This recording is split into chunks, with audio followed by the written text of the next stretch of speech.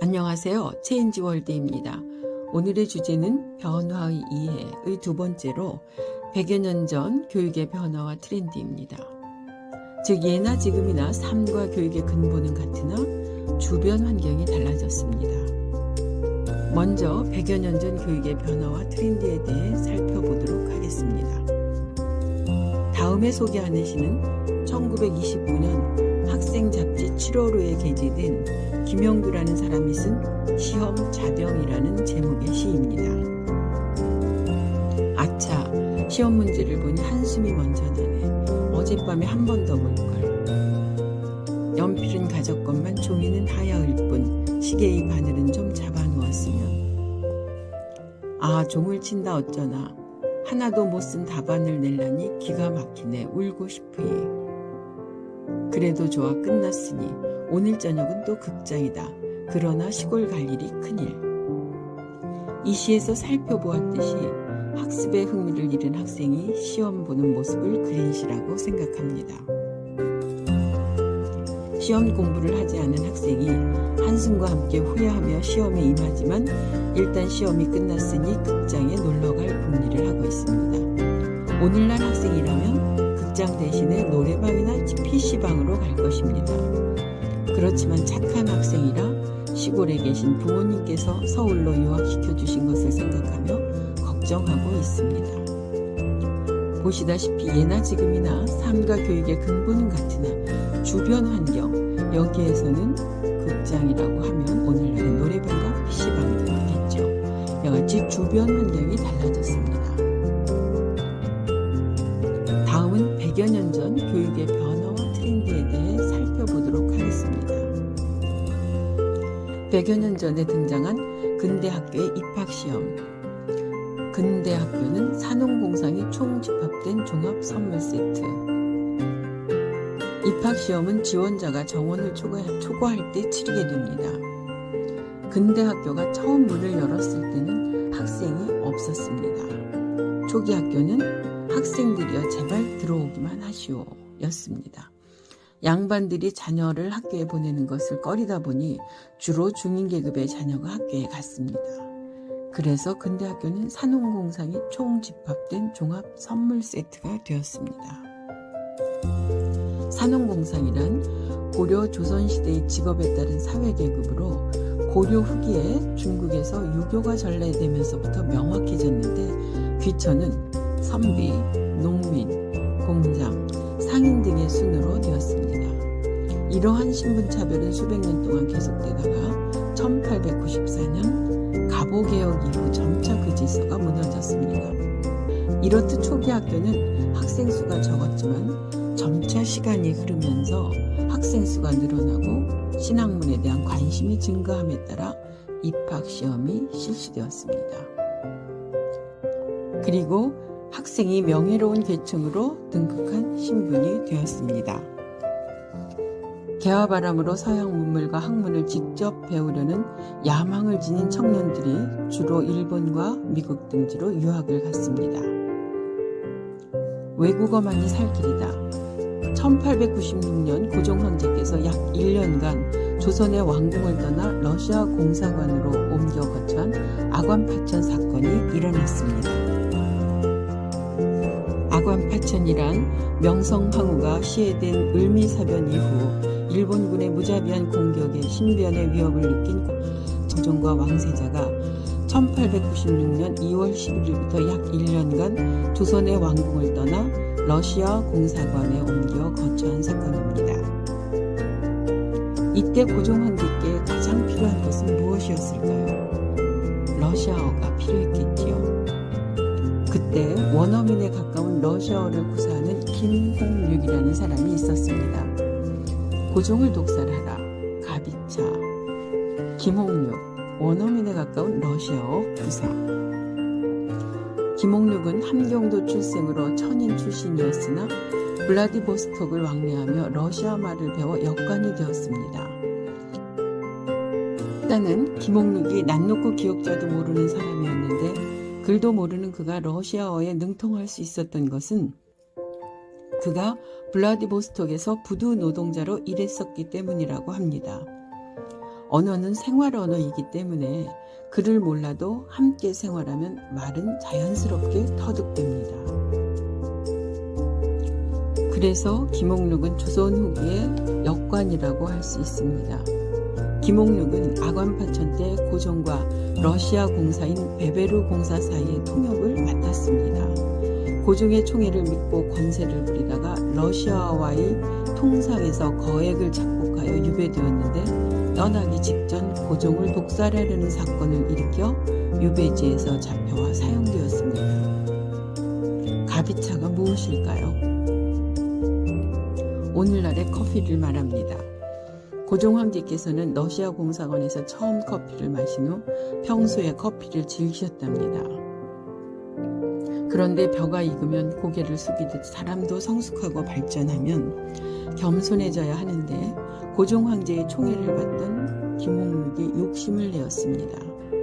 자기의 욕심이 관철되지 않자 김옥륙이 고종 황제의 커피에 독을 넣어 고종 황제를 독살하려 했습니다. 다행히 미수로 그쳤습니다. 힘의 최정점에 있는 나라의 말이 곧 세상을 지배하는 언어. 고종 황제께서 왜 김옥륙을 아끼고 곁에 두셨을까요? 김옥륙이 러시아어에 능통했기 때문입니다.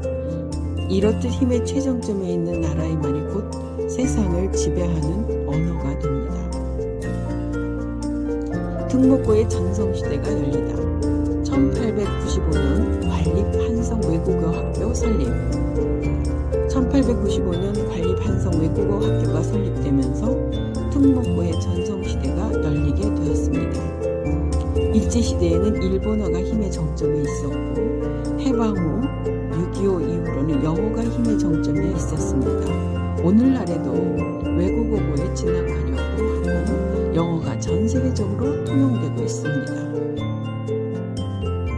100여 년 전에도 오늘날과 비슷하였습니다. 100여 년 전과 오늘의 학교, 100여 년 전의 모습과 오늘날의 모습을 생각해 봅시다. 다음 자료는 학교의 탄생에서 발췌한 자료입니다. 1929년 학생 잡지 4월호와 1927년 별건건 잡지 2월호에 실린 최신식 여학생, 최신식 남학생의 모습입니다. 왼쪽의 최신식 여학생은 시골에서 막 상경한 여학교 신입생이 화장품 가게 앞을 지나고 있습니다. 그것도 최신식 핸드백을 들고. 오른쪽은 최신식 남학생. 위쪽으로는 점점 짧아지고 색허리티 길게 내리고 배꼽을 내놓고 다니게 될 날도 며칠 안 남은 모양. 별건건 잡지 1927년 2월호에 게재된 내용입니다. 16인치와 오페라박이 꿈꾸는 세상, 먹물과 날라리의 세상. 오늘날에도 먹물 그러면 모범생을 뜻하고 날라리 그러면 학습에 흥미를 잃고 노는 것을 즐기는 학생들을 얘기를 하죠. 이때도 먹물과 날라리의 세상에서 신여성의 새로운 패션은 이때 이제 그 날라리라고 할 수 있겠죠. 그런 여성들은 왼쪽, 남성들은 남학생은 오른쪽이죠. 자, 왼쪽 그림을 보면 신여성의 새로운 패션입니다. 짧은 치마에 뾰족 구두, 그리고 오페라백과 우산, 자고로 최신 유행에 뒤떨어지면 신여성이라 불리기도 힘들었다. 신여성 잡지 1925년 6월호에 게재됐습니다. 그러니까 신여성이라고 불리는 여성들은 짧은 치마에 뾰족 구두, 그리고 오페라백, 그리고 양산 이런 것을 들고 다녔고, 남학생은 16인치, 그래서 맨 왼쪽에 남학생이 짧은 윗도리에 나팔바지를 입고 바이올린을 들고 간다. 그러니까 이때는 바이올린을 켤 줄 몰라도 이 바이올린을 들고 다니는 것이 남학생의 트렌드였다고 합니다. 짧은 윗도리, 나팔바지, 그리고 바이올린.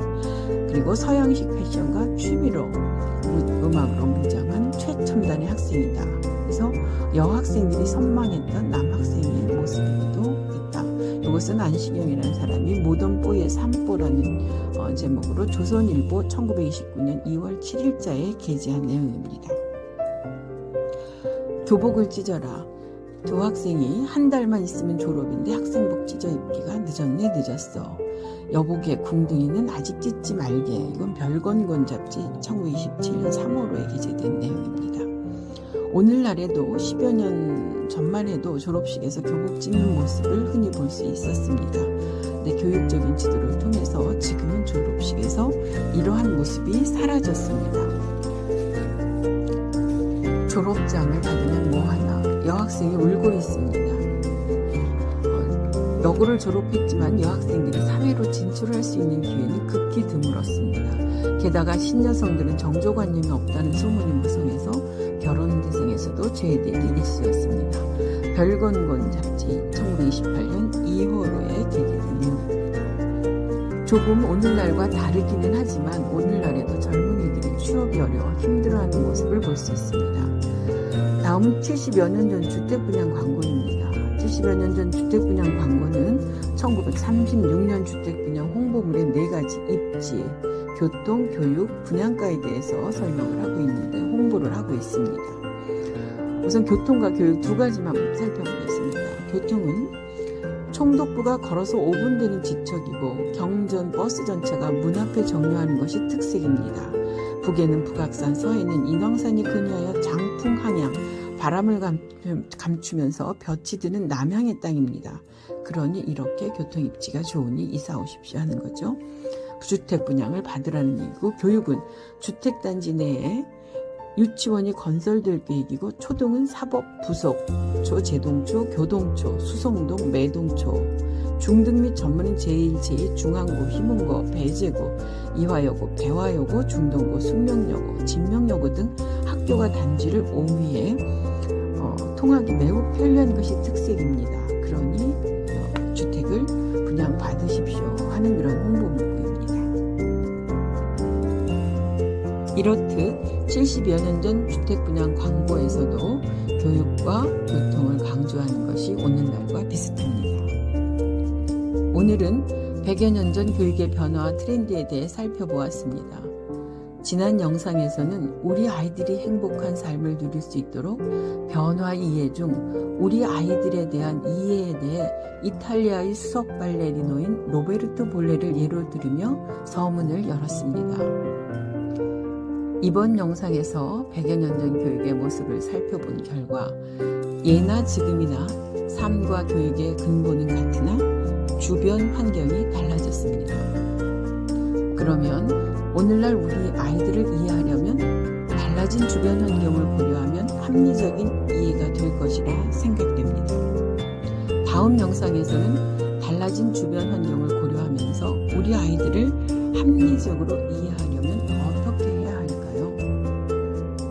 사례를 들어 살펴보도록 하겠습니다. 오늘 영상을 시청해 주셔서 감사합니다.